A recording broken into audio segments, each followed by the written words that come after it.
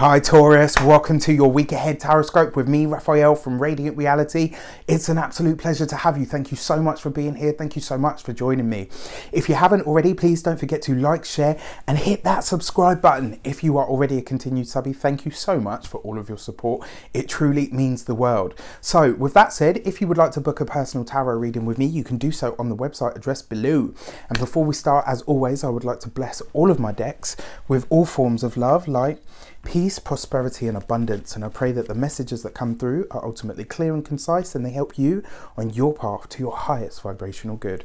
So let's have a look what the week ahead has in store for you, Taurus. Oh, and just to let you know, I have currently three offers. I've got £20 off of my Astro Mandala, and I have £20 off of a 12 months in focus, which will go right round to, you know, to next year. I wouldn't just cut you off a month. And I also am phasing out 30-minute readings, so you've only got until the 31st of January to get one, should you want one.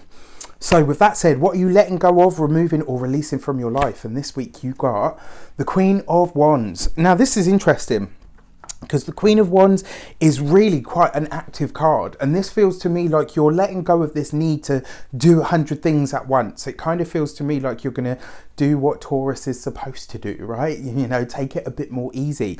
It feels like you're letting go of this need to have a really tight grip on everything, and also to be at every stage of the game. And what I mean by that is, as an example, if you were building a house, you know, the type of energy that you've been expressing lately when I see this card is it's almost like you've been here, you've been there, you've been everywhere, and it's kind of like, you know, you're doing a million things at once and it's fun, but at the same time it kind of goes against the grain of your nature.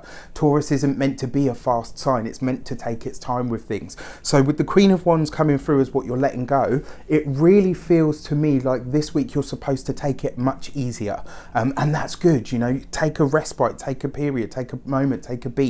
And the Queen of Wands is a fire sign female, a Taurus, that's you, a Leo, a Sagittarius or an Aries. So really interesting. Yeah, it really kind of feels to me like you need to let go of this idea that you've got to be here, there and everywhere. You don't actually need to be present for everything for it to work. And then what are you working on this week? What is at the meat of the matter, as I always say? You got the Fool card. Ooh, I like this. I like this a lot. So the Fool card is new things, new places, new people. It's brand new energy. Things that you can't necessarily anticipate. When I see this with the Queen of Wands there as well, it suggests that there's somebody new coming into the picture. There is somebody that you're about to meet, somebody that you're about to align with, possibly work with, but it really feels to me like this is somebody that you don't know yet. You know, on a person-to-person, interpersonal level, there is somebody that is about to make themselves known in your life, and I really feel like this is going to be a good connection for you. So treat it well, treat it with respect, not that you wouldn't, but you know what I mean. And also off the back of the eclipse, you know, I'm filming this before the eclipse, but this is for the week after the eclipse. Very interesting that you should get the Fool card, because it's kind of like the Fool card is what's next. An eclipse is like it's a reset button, right? So this is really interesting because it kind of suggests that once the eclipse happens, straight out of the gate, someone new is coming into the fold that's going to really start to facilitate something for you. I'm very excited about that for you. So what are you welcoming into your life this week? What is the energy that's trying to break into your life? And this week you get the Horned One. You get, so this is basically the Devil card in the Rider-Waite series. And when I see this as what you're welcoming in, it's interesting because yes, the Devil represents attachment and, you know, things that we hold on to, but in its brighter aspects and applications, it's actually ruled by Capricorn, which is about seeing something through to completion. I got to be honest with you though, it really feels to me like you're being told that this week you've got to let something go.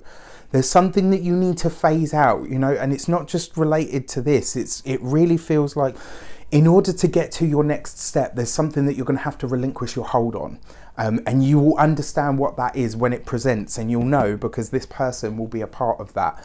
They're going to highlight to you what you're holding on to that no longer needs to be held on to. I'm excited for this. Let me know how it shapes up for you in the comments. I wish you an abundance of all of that good stuff. Have a great week, and I will see you very soon for more videos. Take care.